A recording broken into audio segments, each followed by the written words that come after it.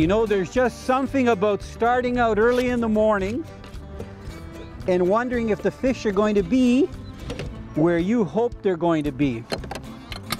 So I just had a very nice, enjoyable ride out on Lake Erie. And what I'm going to do here is just get set up with my electronics. As you see behind me here, I'm actually fishing in a shipping channel. And I have lots of friends that don't mind fishing in industrial areas. So there's all kinds of mills and things going on here. As a matter of fact, I have friends that fish in downtown Hamilton.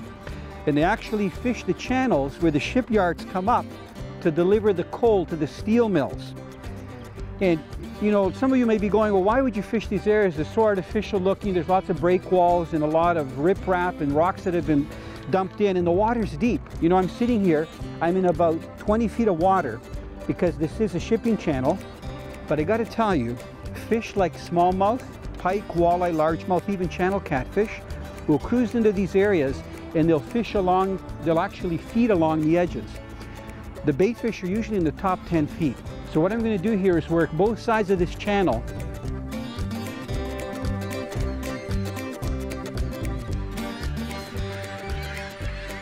You know, sometimes when you least expect it, you'll get a fish to pick up your bait.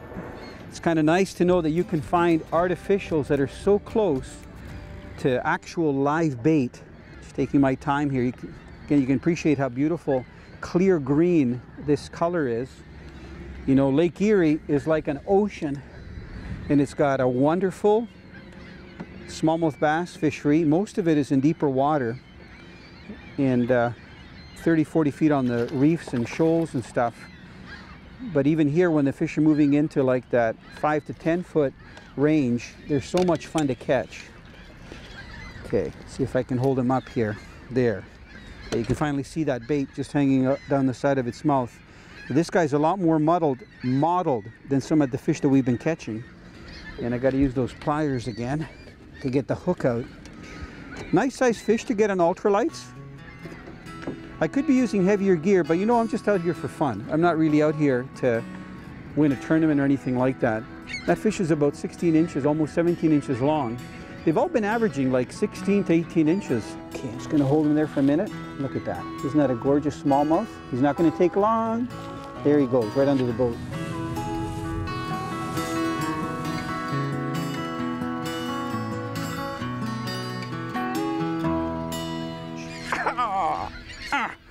Good hook set with this light line. I have to set the hook several times because the rod is soft, you know, because I'm using light line. I love the bend on this rod. It's so short. I've used it for jigging up north, and I've used it for jigging in the Detroit River. It's actually a junior rod. You can see the label right there, Junior Pro. It's designed for little kids, you know, but it's such a great rod with the little reel and the light line. And look at the size of the bass. Got a little bit of a chop here, but you should still be able to see it. Gorgeous, healthy smallmouth. Look at beautiful models. Man, dart off so quick. This guy shook so violently and jumped that he threw the bait off the hook. What a good fighter. Look at, just gorgeous. Well, the only time you can see it is when he turns, because they're so camouflaged. He actually swam right into the electric there. Gorgeous fish. Gonna keep him out. Oh, so much power. Just keep fighting and fighting. You know, the Great Lakes has such great smallmouth bass fishing. Right from Lake Ontario, Lake Erie, even Lake Huron.